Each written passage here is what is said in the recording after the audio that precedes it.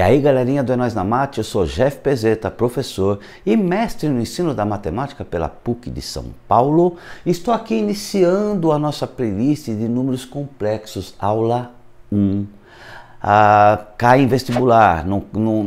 A gente vê vários vestibulares que não tem nada de números complexos, mas de repente um vestibular que caia, uma questão que caia e que o aluno não saiba, essa uma questão pode derrubá-lo e fazer a diferença entre conseguir aquela vaga ou não. Então por isso eu estou criando, essa playlist de números complexos. Ou número imaginário I. Por que surgiu? Por volta de 1500, mais ou menos depois de Cristo, os matemáticos começaram a se deparar com uma série de equações, equações de segundo grau, de terceiro, equações mais complexas, onde de repente eles caíam em algo como raiz quadrada de menos 4.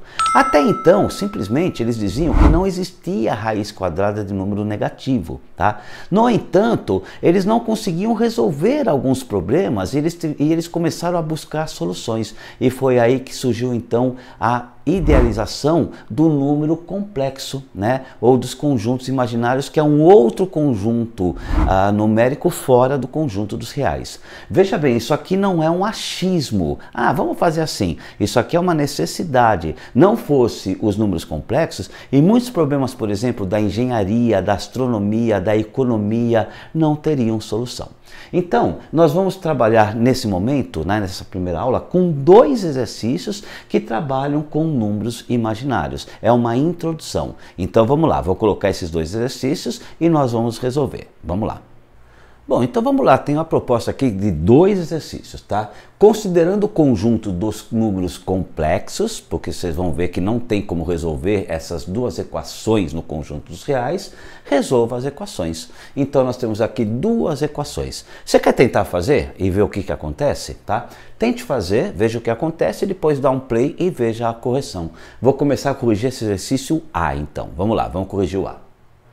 Bom, vamos considerar isso aqui, equação do segundo grau. O 4 que está somando no primeiro membro passa para o segundo. Isso aqui é uma equação incompleta em B. O coeficiente B é quem acompanha o x. Eu não tenho x aqui, ele seria 0. Equação incompleta em B, eu isolo a incógnita. Então o 4 que estava somando passou subtraindo.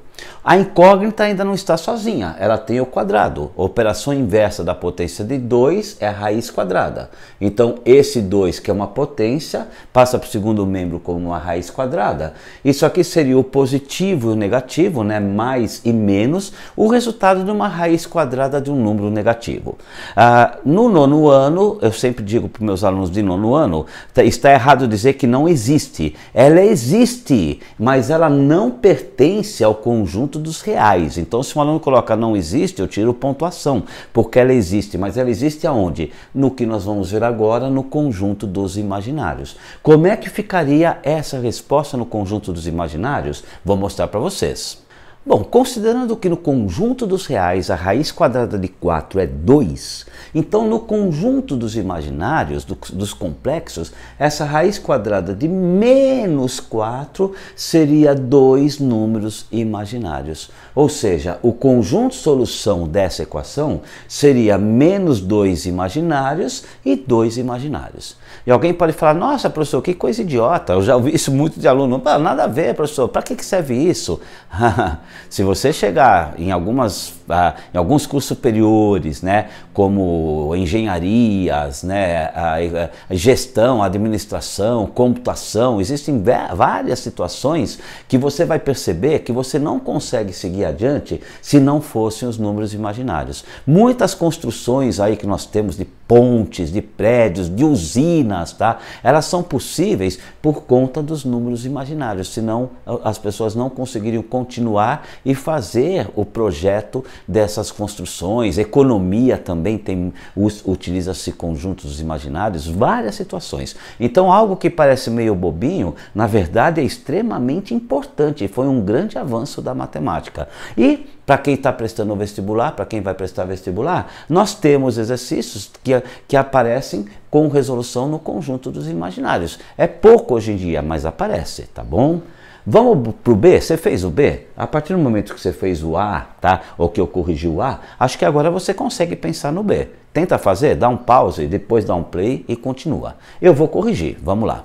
Bom, Considerando, né, que isso aqui é uma equação de segundo grau, nós vamos usar a fórmula de Bhaskara, ou a fórmula resolutiva normalmente, né? Delta é igual ao quadrado de B, o quadrado de menos 6 é 36, né? Todo número negativo elevado ao expoente par dá positivo, menos 6 vezes menos 6 dá 36, menos 4 vezes A, menos 4 vezes 1, que dá menos 4, vezes C, menos 4 vezes 13 dá menos 52.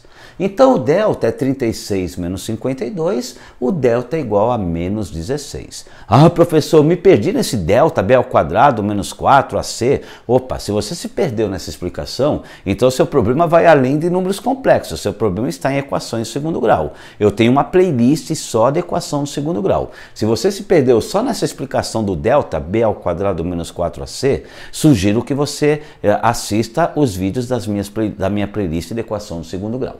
O delta chegou a menos 16. Se você tivesse agora aqui no ensino médio, o que você faria? No ensino médio não, né? No nono ano, o aluno colocaria que o conjunto de solução é um conjunto vazio. Por quê? Porque não pertence ao conjunto dos reais. Essa bolinha ficou ruinzinha, né? O conjunto vazio está aqui. No entanto, no conjunto dos complexos eu tenho solução. Vamos seguir aqui, vamos lá.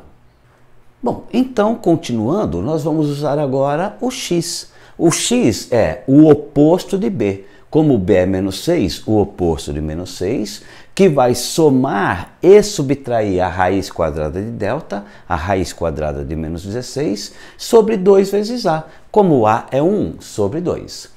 Considerando que a raiz quadrada de menos 4 são duas unidades imaginárias e que a raiz quadrada de 16 é 4, então a raiz quadrada de menos 16 são 4 unidades imaginárias. Ou seja, o x vai ser o oposto de menos 6 é 6, que vai somar e subtrair 4 unidades imaginárias sobre 2. Eu consigo fazer uma simplificação aqui, hein, antes de dar o conjunto de solução. Que simplificação é essa? Vou mostrar.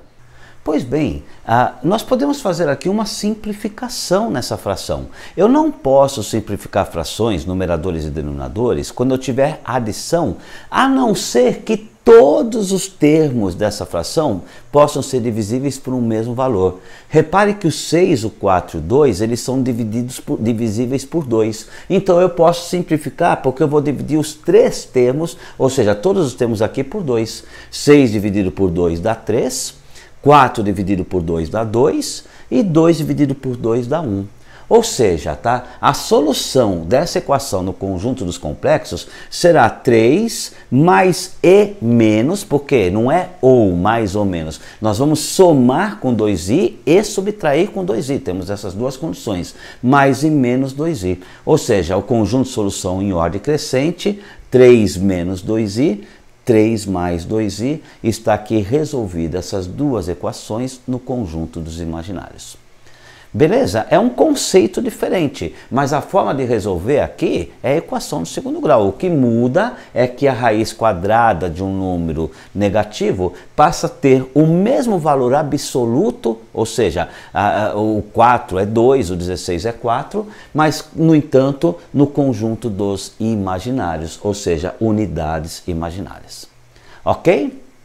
Vamos lá, aula 2, aula 3, a gente está criando aí nossa playlist e espero que você nos acompanhe, tá bom? É nós na Mate, simplificando a matemática para você.